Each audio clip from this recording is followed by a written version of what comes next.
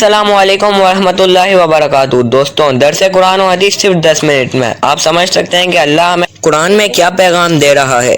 اس درس کو اینڈ تک دیکھیں اور دیگر دوستوں سے بھی شیئر کریں۔ جزاک اللہ۔ الحمدللہ رب العالمین والصلاة والسلام علی سید الانبیاء والمرسلین، اما بعد فاعوذ باللہ من الشیطان الرجیم، بسم اللہ الرحمن الرحیم۔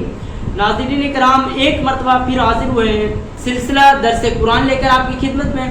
آج ہم سماعت کریں گے سورہ بقرہ کی آیت نمبر 218 اور 219۔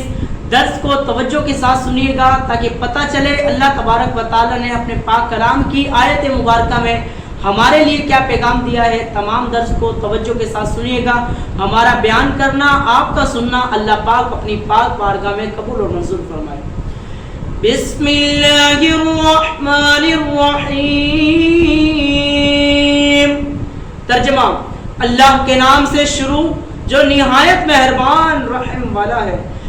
ان الذين آمنوا والذين هاجروا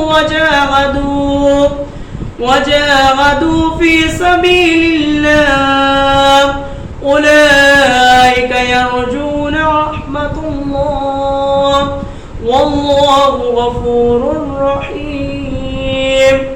ترجمہ: بے شک وہ لوگ جو ایمان لائے اور وہ جنہوں نے اللہ کے لیے اپنے گھر بار چھوڑ دیے، وہ اللہ کی راہ میں جہاد کیا، وہ رحمت الہی کے امیدوار ہیں اور اللہ بخشنے والا بڑا مہربان ہے۔ ان الذین آمنوا، بے شک وہ لوگ جو ایمان لائے۔ اس آیت میں ایمان، ہجرت اور جہاد تین بڑے اعمال کا ذکر ہے، اور یہ تینوں اعمال بجا لانے کے والوں کے بارے میں ایک اور مقام پر اللہ تبارک و تعالیٰ قرآن مجید فرقان حمید میں ارشاد فرماتا ہے: الذین آمنوا وہاجروا وجاہدوا فی سبیل اللہ باموالہم وانفسہم اعظم درجۃ عند اللہ واولئک هم الفائزون۔ وہ جنہوں نے ایمان قبول کیا اور ہجرت کی، اپنے مالوں اور اپنی جانوں کے ساتھ اللہ کی راہ میں جہاد کیا، کہ اللہ کے نزدیک ان کا بہت بڑا درجہ ہے اور وہی لوگ کامیاب ہونے والے ہیں۔ ان کا رب انہیں اپنی رحمت اور خوشنودی اور جنتوں کی بشارت دیتا ہے۔ ان کے لیے ان باغوں میں دائمی نعمت ہے، ہمیشگی نعمت ہے، اور وہ ہمیشہ ہمیشہ ان جنتوں میں رہیں گے۔ بے شک اللہ کے پاس بڑا اجر ہے۔ اولئک یرجون رحمت اللہ، وہ رحمت الہی کے امیدوار ہیں۔ اس سے معلوم ہو کہ عمل کرنے سے اللہ تعالیٰ پر اجر دینا واجب نہیں ہو جاتا، بلکہ ثواب دینا محض اللہ تعالیٰ کا فضل ہے۔ اگر ہم کوئی کام کرتے ہیں، ناظرین کرام، یہاں سے مختصر سی بات کر کے ہم آیت نمبر 219 کی طرف چلیں گے۔ عمل کرنے سے اللہ تعالیٰ پر ثواب یا اجر دینا جو ہے واجب نہیں ہو جاتا۔ ایک چیز یاد رکھیے گا، ہم نماز پڑھتے ہیں، حج کرتے ہیں، زکوٰۃ دیتے ہیں، غریب لوگوں کی مدد کرتے ہیں، تو اس پر کرنے سے اللہ تعالیٰ پر ثواب دینا واجب نہیں ہوتا۔ ضروری نہیں ہے کہ اللہ تعالیٰ ہمیں اس کا فوراً جو ہے اس کا ثواب دے۔ اگر وہ دے تو اس کا فضل ہے، اگر نہ دے تو اس کی مرضی ہے۔ لیکن ہمارا کوئی کام کرنا، نماز پڑھنا، زکوٰۃ دینا، حج کرنا، غریبوں کی مدد کرنا، اللہ تبارک و تعالیٰ پر اجر دینا اس کا واجب نہیں ہوتا، کیونکہ کوئی چیز اللہ تبارک و تعالیٰ پر، کوئی شخص کسی چیز کی وجہ سے اللہ تعالیٰ پر کوئی چیز واجب نہیں کر سکتا، لازم نہیں کر سکتا۔ ہاں، اگر وہ فضل دیتا ہے، ثواب دیتا ہے، اجر دیتا ہے، وہ اس کا فضل ہے۔ میں یہی بات کر رہا تھا کہ اللہ تعالیٰ نے ہمیں اتنی ساری نعمتیں دی ہیں، دیکھنے کے لیے آنکھ دی ہے، سننے کے لیے کان، بولنے کے لیے زبان دی، یہ ہمارے بغیر مطالبے کی ہے۔ ہم نے پیدا ہونے سے پہلے کوئی ایسی دعا نہیں مانگی تھی کہ اللہ ہمیں صحیح سلامت پیدا کرنا۔ اللہ تعالیٰ نے بغیر مطالبے کے ہمیں جو ہے صحیح سالم پیدا کیا ہے۔ ہماری آنکھیں دیکھتی ہیں، صحیح سلامت ہمارے کان سنتے ہیں، صحیح طریقے سے ہم چل پاتے ہیں، صحیح طریقے سے ہم پکڑ لیتے ہیں کسی چیز کو، تو یہ ہمارا مطالبہ نہیں تھا۔ اب بغیر مطالبے کے اللہ تعالیٰ کا اس طرح کر دینا اس مزدور کی طرح ہو گیا کہ جو کام بعد میں کر رہا وہ اجرت پہلے لے لے۔ اللہ تعالیٰ ہمیں سمجھنے کی توفیق عطا فرمائے۔ لیکن یہ چیز یاد رکھیے گا، کسی کام کی وجہ سے، کسی عمل کی وجہ سے اللہ پر اس کا ثواب و اجر دینا واجب نہیں ہوتا، وہ دے گا تو اس کا فضل ہے۔ آئیے سنتے ہیں آیت نمبر 219۔ يسألونك عن الخمر والميسر قل فيهما إثم كبير ومنافع للناس وإثمهما أكبر من نفعهما ويسألونك ماذا ينفقون قل العفو كذلك يبين الله لكم الآيات لعلكم تتفكرون. ترجمہ: آپ سے شراب اور جوئے کے متعلق سوال کرتے ہیں، تم فرما دو ان دونوں میں کبیرہ گناہ ہے اور لوگوں کے لیے کچھ دنیاوی منافع بھی ہے اور ان کا گناہ ان کے نفع سے زیادہ بڑا ہے. آپ سے سوال کرتے ہیں محبوب کہ اللہ تعالیٰ کی راہ میں کیا خرچ کرے؟ تم فرما دو جائز بچے.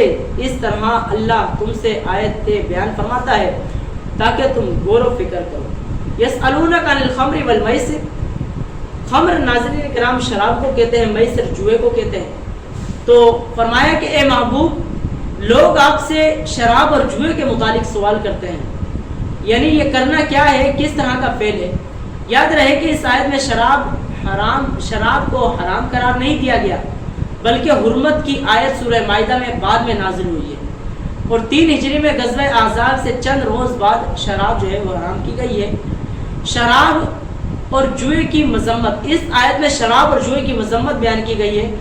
جوئے اور شراب کا گناہ اس کے نفع سے زیادہ ہے. نفع تو یہی ہے کہ شراب سے کچھ سرور پیدا ہوتا ہے یا اس کے خرید و فروخت سے تجارتی فائدہ ہوتا ہے، اور جوئے میں یہ فائدہ ہے کہ اس سے کبھی مفت کا مال ہاتھ آ جاتا ہے. لیکن شراب اور جوئے کی وجہ سے ہونے والے گناہوں اور فسادات کا کیا شمار.